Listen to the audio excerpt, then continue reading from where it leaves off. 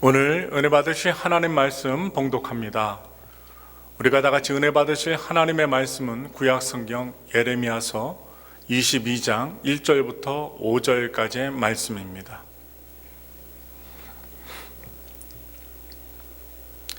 구약 성경 예레미야 22장 1절부터 5절까지의 말씀입니다. 우리 다 같이 믿음으로 마음을 합하여 진실한 마음으로 합독하겠습니다. 야훼께서 이와 같이 말씀하시되 너는 유다 왕의 집에 내려가서 거기에서 이 말을 선언하여 이르기를 다윗의 왕에 앉은 유다 왕이여 너와 내 신하와 이 문들로 들어오는 내 백성은 야훼 말씀을 들을지니라.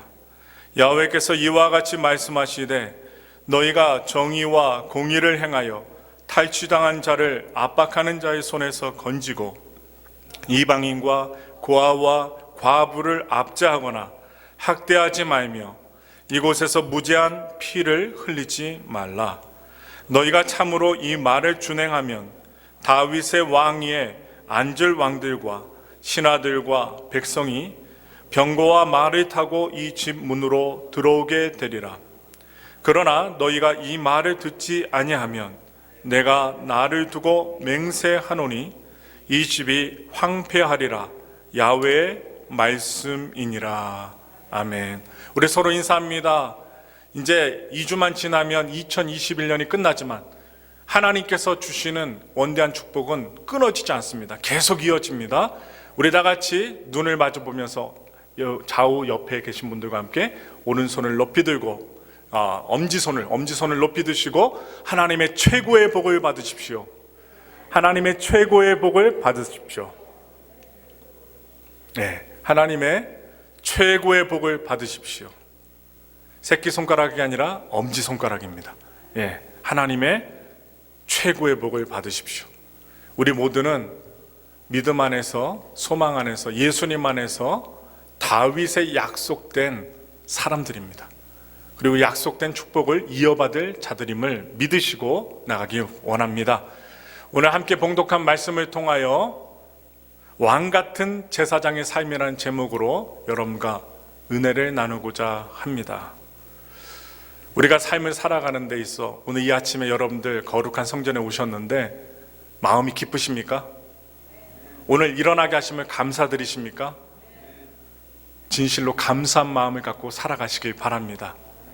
우리가 지금까지 살아온 날들을 되살펴보면서 하나님께서 우리를 만지시고 또한 이끌어 주셨던 그 은혜를 잊지 말아야 합니다. 또한 앞으로 살아갈 날이 많이 있지요. 그 앞으로 살아갈 날들을 위하여 우리 인생을 누구에게 맡깁니까? 우리를 창조하신 전능하신 하나님 앞에 우리의 삶을 맡겨드리며 살아가야 할 것입니다. 그러다가 보면 무엇이 다가옵니까? 언젠가 우리는 죽음을 맞이합니다. 어떤 사람이 죽음을 맞이했을 때 주변 사람들이 그 사람의 죽음을 매우 안타까워하고 그리고 슬퍼한다면, 아쉬워한다면 그 사람은 참으로 영예로운 삶을 살았던 것으로 보여질 것입니다. 그러나 그 반면에 아무도 슬퍼하지 않는 죽음이라면 그것만큼 비참한 사람은 없을 것입니다. 장례식장에 아무도 안아주고 친구나 주변 이웃이나 심지어 성도들까지도 그분의 죽음을 애도하거나 슬퍼하지 않는다면 그만큼 비참한 모습은 아닐 것입니다. 여러분, 그런 의미에서 우리는요, 죽음을 맞이하는 그 마음의 자세, 우리의 죽음에 대해서, 바로 죽으면 그 관문을 지나 천국에 가게 되지만 우리가 어떠한 죽음을 맞이할지는 우리가 하루하루 살아가는 오늘의 삶, 하루하루의 오늘의 삶에 저는 달려있다라고 봅니다. 오늘 우리는 오늘 본문의 말씀을 통해서 여러 또 성경 구절을 찾아보겠지만 남유다의 두 왕의 삶에 대해서, 신앙에 대해서 살펴보려고 합니다. 그 두 왕의 죽음을 통해 그들의 삶이 어떠했는지를 우리가 성경을 통해 살펴보시게 되면서 과연 21세기를 살아가는, 또한 우한 코로나 팬데믹 속에 살아가는 우리들은, 바로 신앙인들은, 예수 믿는 사람들은 과연 어떻게 살아가야 할 것인지에 대해서 여러분들과 오늘 은혜를 나누고자 합니다. 오늘 본문은요, 유다의 요시야 왕이 죽고 바로 예레미야 선지자를 통해서 유다의 왕들에게 선포된 하나님의 말씀입니다. 요시야 왕이 누구입니까?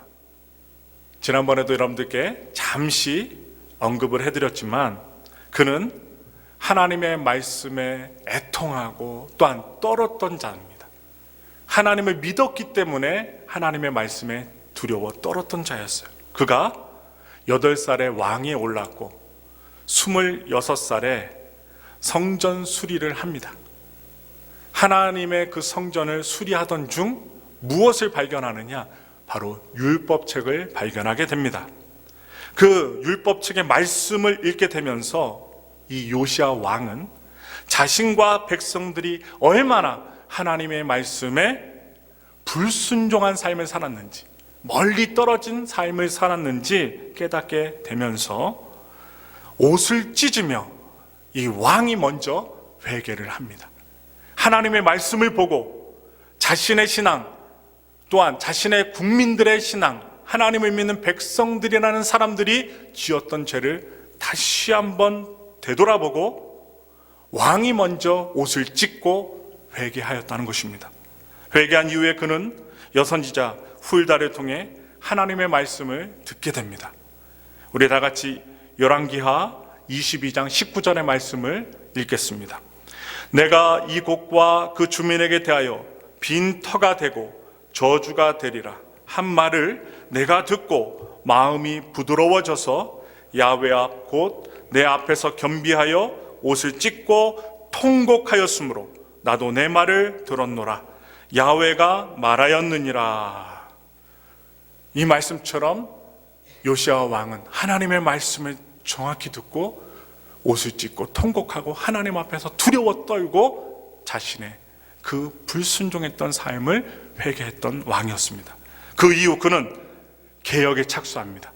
하나님의 말씀을 정확하게 알고 회개했으니 바로잡을 생각을 하였던 것입니다. 바알의 제사장들, 이방 신들을 섬기는 바알의 제사장들을 다 폐하고 유다 모든 성읍에서 각종 산당들을 여러분 헐어버립니다. 또한 성전에 있던 우상들을 다 내어버리고 남창의 집도 허물어버립니다. 헐어버립니다. 또한 자녀를 몰록이라는 신에게 바치는 인신제사도 금지시켰어요. 얼마나 부패했으면 이방에서 섬기던 자기 자녀를 우상에게 갖다 바치는 그런 인신제사가 이스라엘 땅에 있었다는 것입니다. 그러한 인신제사를 바라보았던 요시야 왕은 개혁하게 되면서 몰록에게 자기의 자녀를 바쳤던 인신제사를 완전히 없애버리고 백성들에게 금지시켜버립니다. 그리고 하나님이 주셨던 언약책에 기록된 대로 야훼를 위하여, 하나님을 위하여 유월절을 부활시킵니다. 이런 요시야 왕에 대하여 열왕기 기자는 이렇게 평가합니다. 열왕기하 23장 25절의 말씀입니다. 요시야와 같이 마음을 다하여 뜻을 다하여 힘을 다하여 모세의 모든 율법을 따라 야훼께로 돌이킨 왕은 요시야 전에도 없었고 후에도 그와 같은 자가 없었더라.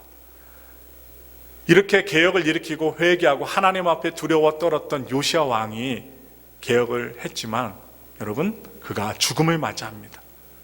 그 어떠한 사람도 죽음에서 해방될 수 없어요. 왕이라 할지라도 죽음에서 해방될 수 없는데 요시야 왕도 죽었습니다. 묵깃도에서 애굽의 왕 느고에 의해서 전사를 한 것입니다. 여러분 다 같이 역대하서 35장 24절부터 25절의 말씀을 읽겠습니다. 그 부하들이 그를 병거에서 내리게 하고 그의 버금 병거에 태워 예루살렘에 이른 후에 그가 죽으니 그의 조상들의 묘실에 장사되니라. 온 유다와 예루살렘 사람들이 요시야를 슬퍼하고 예레미야는 그를 위하여 애가를 지었으며 모든 노래하는 남자들과 여자들은 요시아를 슬피 노래하니 이스라엘의 규례가 되어 오늘까지 이르렀으며 그 가사는 애가 중에 기록되었더라. 죽음을 똑같이 인간으로서 맞이했던 요시아 왕.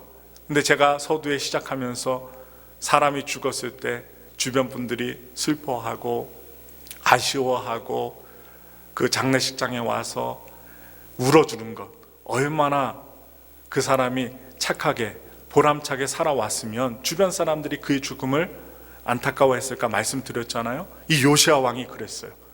하나님 앞에서 바로 살고 하나님의 뜻을 구하며 살고 하나님 앞에 정직하게 신실하게 깨끗하게 살고자 개혁했던, 또한 회개했던, 옷을 찢었던 요시아 왕. 그가 죽었을 때 방금 전의 말씀처럼 요시아의 죽음을 모든 백성들이 안타깝게 여기며 큰 슬픔에 빠지게 되었습니다. 이 요시아 왕이 죽은 이후에 유다 백성들은 요시아의 셋째 아들인 여호아하스라는 그 셋째 아들을 왕으로 세웠습니다. 그런데 석 달도 되지 않아서 석 달 만에 애굽의 왕이 그 여호아하스 셋째 아들을 폐위시키고 그의 형이었던 엘리야김을 이름을 바꿔서 엘리야김이란 이름을 여호야김으로 이름을 바꿔서 왕을 세웁니다. 셋째 아들을 폐위시키고 여호야김을 왕으로 세운 것입니다. 요시아 왕과 비교하여 오늘 우리가 살펴볼 두 번째 왕이 누구냐? 바로 지금 제가 말씀드렸던 여호야김 왕입니다. 여호야김 이 왕이 되었을 때 여러분, 하나님은 예레미야를 보내 말씀을 전하게 하셨습니다. 예레미야서 22장 2절부터 4절의 말씀입니다. 이르기를 다윗의 왕에 앉은 유다 왕이여, 너와 내 신하와 이 문들로 들어오는 내 백성은 야훼의 말씀을 들을지니라. 야훼께서 이와 같이 말씀하시되 너희가 정의와 공의를 행하여 탈취당한 자를 압박하는 자의 손에서 건지고 이방인과 고아와 과부를 압제하거나 학대하지 말며 이곳에서 무죄한 피를 흘리지 말라. 너희가 참으로 이 말을 준행하면 다윗의 왕에 앉을 왕들과 신하들과 백성이 병거와 말을 타고 이 집 문으로 들어오게 되리라. 우리가 생각해야 되겠습니다. 세상의 왕과 하나님 나라 백성의 왕이 다르다는 것입니다. 이 하나님 나라의 백성의 왕, 유다 왕은요, 세상의 왕과 그 부르심 자체가 틀렸습니다. 달랐어요. 부르심 자체 시작부터 달랐습니다. 군림하기 위해 왕이 되는 것이 아니라, 백성들을 갖다가 착복하기 위해서 왕이 되는 것이 아니라 하나님의 뜻을 시행하기 위해, 하나님께 영광을 돌리기 위해 왕이 되는 것이었습니다. 그래서 신명기 기자는 이스라엘 왕이 따라야 할 지침 중에 하나를 이렇게 설명합니다. 신명기서 17장 18절부터 19절의 말씀입니다. 힘있게 읽겠습니다. 그가 왕이 오르거든 이 율법서의 등사본을 레위 사람 제사장 앞에서 책에 기록하여 평생에 자기 옆에 두고 읽어 그의 하나님 야훼 경외하기를 배우며 이 율법의 모든 말과 이 규례를 지켜 행할 것이라. 이스라엘 왕은요, 무엇보다도 하나님의 말씀을 잘 알고 그 말씀대로 행하여야만 했습니다. 그것이 왕이 따라야 될 지침이었기 때문입니다. 하나님께서는 여호야김 왕이 따라야 할 핵심적인 사항을 세 가지로 구분하여서 알려주었어요. 첫째로 무엇인가? 정의와 공의를 행하는 것입니다.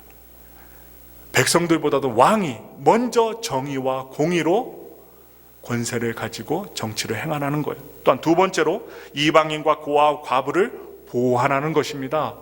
또한 세 번째는 무죄한 자의 피를 흘리지 말라는 것입니다. 그런데 우리는 여호야김 그 왕이 이 세 가지를 아주 구체적으로 지키지 않았다는 것을 말씀을 통해 볼 수가 있습니다. 그것을 하나하나씩 살펴보겠습니다. 열왕기하 23장 35절의 말씀입니다. 여호야김이 은과 금을 바로에게 주니라. 그가 바로 느고의 명령대로 그에게 그 돈을 주기 위하여 나라에 부과하되 백성들 각 사람의 힘대로 액수를 정하고 은금을 징수하였더라. 애굽의 느고 왕은요, 이 남유다 여호야김 왕에게 은 100달란트와 금 1달란트를 벌금으로 내라고 명령합니다. 이에 여호야김은 백성들에게 은과 금을 징수합니다. 이 징수한다는 히브리 원어가 있어요. 나가스라는 단어인데, 이 나가스라는 단어는 강요하다, 지나친 압력과 폭정을 행사하다, 그냥 달래는 게 아니라 압력을 놓고 위압을 가해서 백성들에게 걷어들인다는 것, 바로 히브리어 나가스라는 단어입니다. 강요하며 압제하며 백성들에게 은과 금을 받아냈던 여호야김 왕, 은 한 달란트는 지금으로 환원한다면 6천만 원에 해당이 됩니다. 그런데 은 100달란트면 60억 원에 해당되는 액수입니다. 엄청난 금액입니다. 또한 금 1달란트까지 계산을 해본다면 약 70억 원 정도로 환산할 수 있습니다. 여호야김은 이 많은 은과 금을 어떻게 마련했을까요? 자신의 재산에서 내주었을까요? 아니면 연약한 백성들에게서 걷어서 내었을까요? 금방 알 수 있겠죠?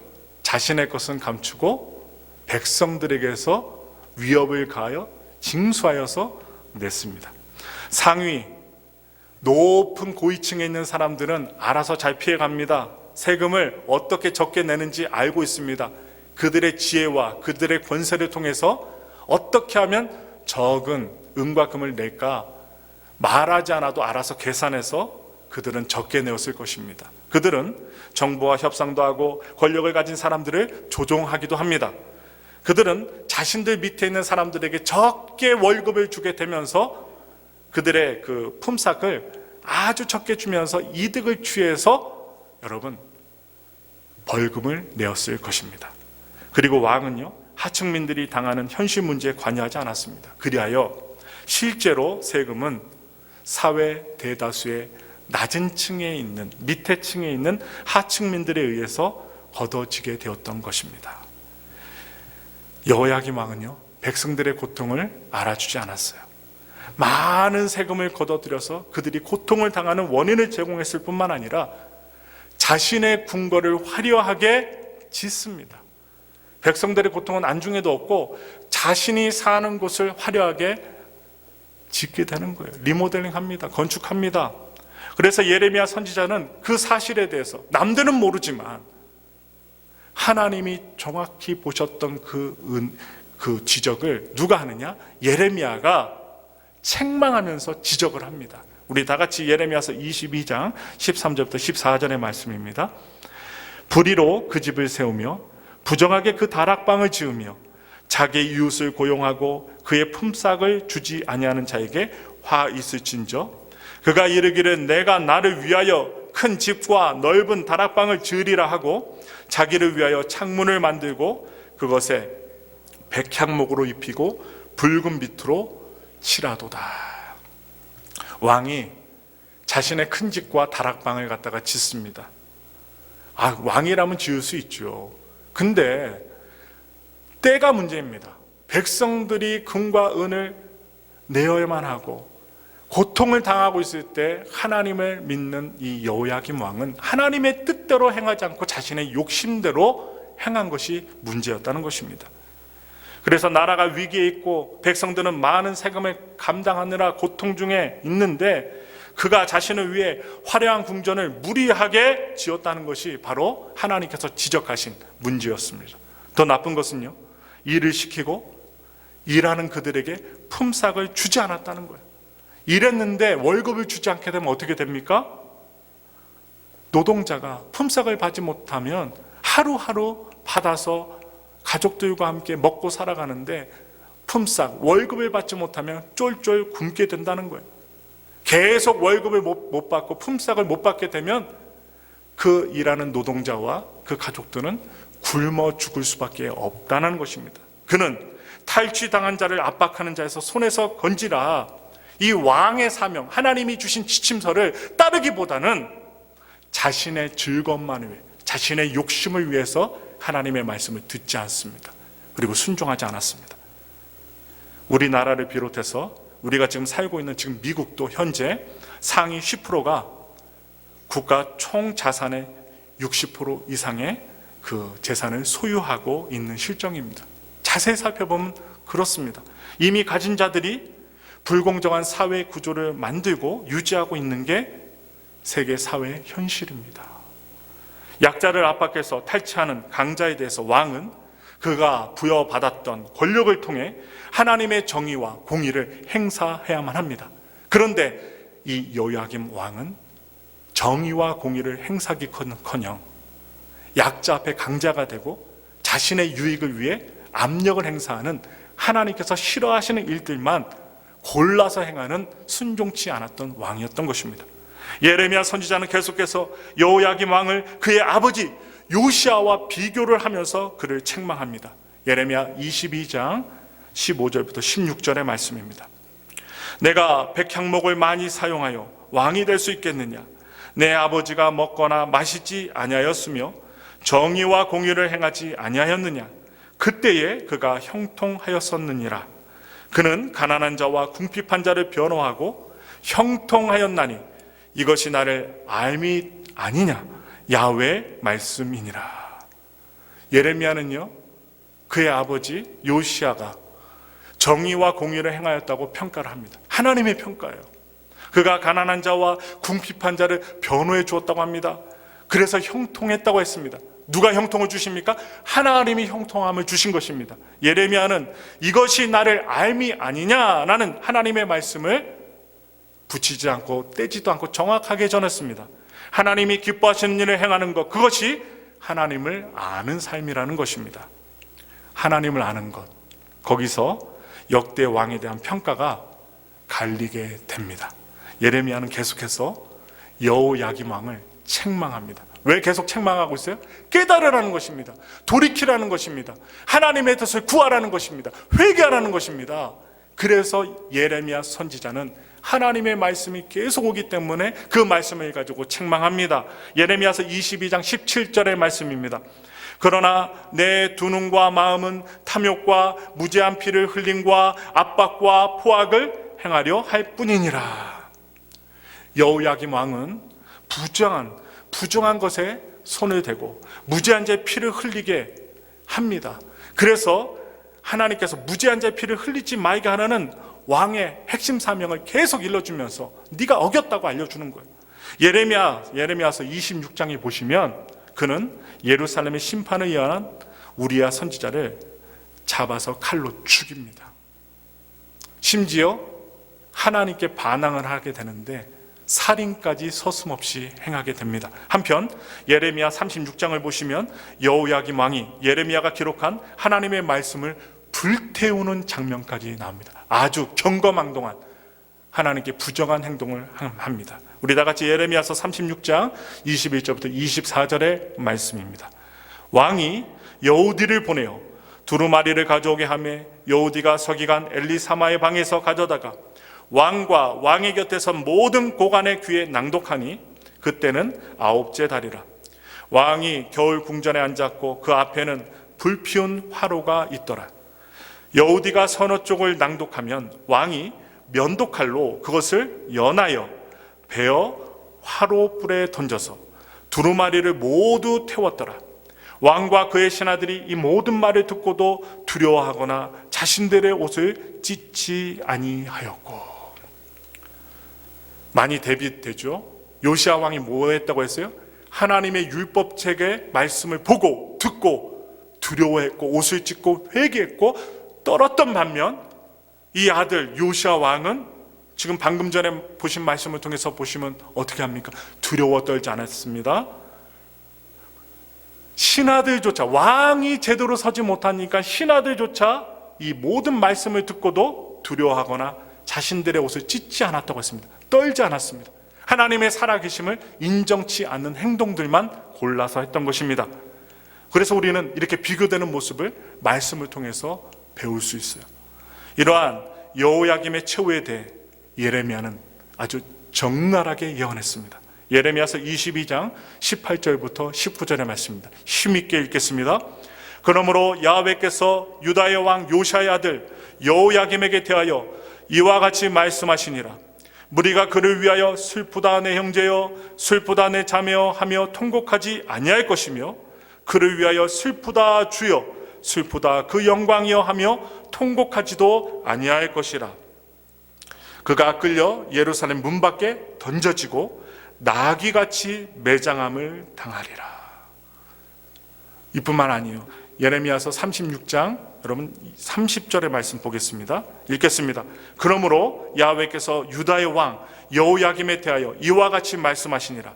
그에게 다윗의 왕에 앉을 자가 없게 될 것이요 그의 시체는 버림을 당하여 낮에는 더위 밤에는 추위를 당하리라. 이렇게 기록하고 있습니다. 여호야김은 결국 아무도 그의 죽음을 슬퍼하거나 또한 애도하는 그런 모습이 없다고 말씀을 예언을 해주시고 비참하고 서글픈 최후를 맞이함을 예레미야의 입을 통하여 예언해 주십니다. 이스라엘은 하나님의 약속의 말씀에 기초하여 세워진 나라입니다. 하나님이 함께 하시는 나라입니다. 왕과 그의 백성들이 그 하나님의 말씀을 무시한다면 그 존재 의미가 사라진다는 것입니다. 예수님을 믿는 우리 역시 하나님을 믿고 하나님의 언약을 기초로 하여 부름을 받은 자들입니다. 왜 오늘 우리가 팬데믹 속에서 하나님께 예배 드립니까? 하나님께 부르심을 받은 자들이기 때문입니다. 하나님을 믿는 자들이기 때문입니다. 하나님의 말씀을 의지하고 순종하는 자들이기 때문에 우리는 지금 이 시간 예배를 드리고 있는 것입니다. 그래서 말씀을 통해 하나님의 뜻을 아는 것이 매우 중요합니다. 그리고 하나님의 뜻대로 사는 것이 엄청 중요합니다. 모양만, 그냥 겉모습만 하나님을 믿는 척하는 게 아니라 중심으로, 생각으로, 마음으로 하나님의 말씀을 두고 하나님의 뜻대로 행하고자 살아가는 것이 중요합니다. 그 하나님의 뜻대로 사는 것이 하나님을 믿는 자들의 본이기 때문입니다. 그래서 오늘 우리는 이 예레미야의 말씀을 통하여 우리의 삶이, 우리의 중심이 어떠함을 여러분들은 알 것입니다. 신약 성경에 의하면 우리들 역시 왕의 역할로 여러분 추천을 받고 또한 초대받은 자들입니다. 로마서 5장 17절의 말씀을 다 같이 읽겠습니다. 한 사람의 범죄로 말미암아 사망이 그 한 사람을 통하여 왕노릇하였은즉 더욱 은혜와 의의 선물을 넘치게 받는 자들은 한 분 예수 그리스도를 통하여 생명 안에서 왕노릇하리로다. 분명하게 말씀하고 있습니다. 한 사람 아담의 범죄로 말미암아 인류가 잃어버린 것이 있었습니다. 무엇입니까? 그것은 세상을 다스리는 통치권입니다.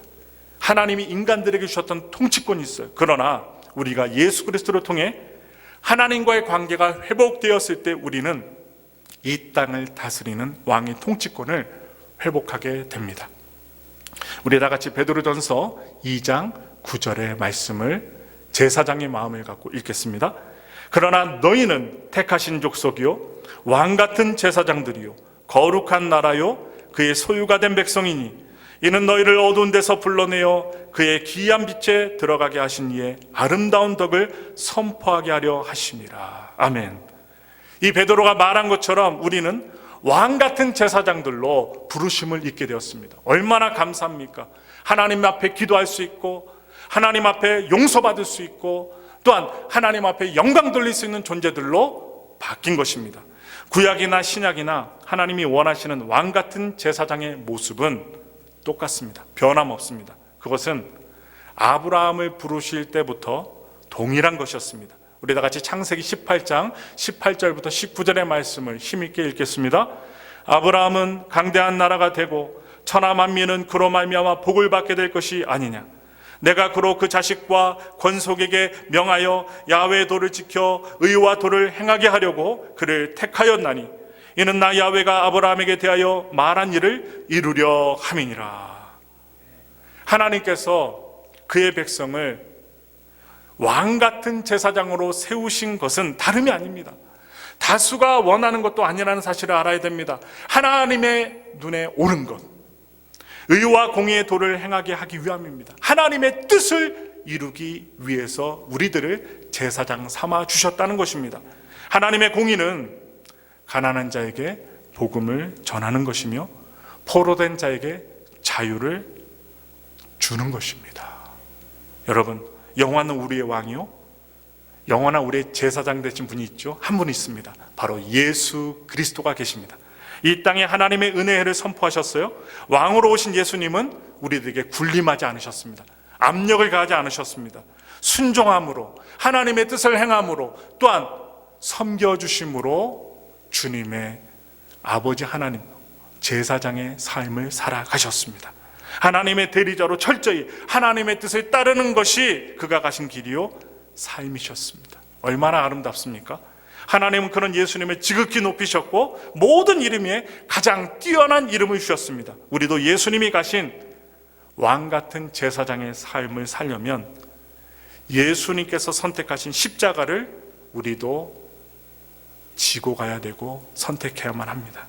내 생각을 부인하고 자기 십자가를 져야 합니다. 우리가 십자가의 길을 간다면 하나님께서 우리를 영원토록 영화롭게 해주실 것입니다. 우리가 어떻게 태어났어요? 빈몸으로 태어났습니다. 아기가 옷 입고 태어난 아기 아무도 없습니다. 빈몸으로 태어난 우리가 주님께서 베풀어 주신 흘러가는 시간이 있어요. 크로노스. 그냥 흘러가는 크로노스의 시간 속에서 의미 있는 시간, 카이로스. 이 카이로스의 시간으로 우리가 나 자신만을 위한 삶이 아니라 바로 하나님께서 원하시는 제사장으로서의 삶을 원하신다는 것입니다. 하나님의 뜻을 이루는 왕 같은 제사장의 삶을 우리에게 원하신다는 사실을 기억하시면서 하나님의 뜻대로 살 수 있다면 우리가 삶을 마감하는 순간 우리의 주변의 사람들은 우리의 죽음을 매우 안타까워할 것입니다. 요시아 왕처럼, 예수 그리스도처럼 매우 안타까워하시며 또한 애도할 것입니다. 우리가 어디에서 무엇을 하며 살든지 하나님을 아는 자로 살아갈 수 있게 됐기를 간절히 바라면서 지금 죽어도 예수님 안에서 바로 영예로운 삶이 되기를, 하나님의 뜻을 이루어 하나님께 영광 돌리는 삶을 살아가시기를 예수님의 이름으로 축원합니다. 우리 다 같이 기도하겠습니다.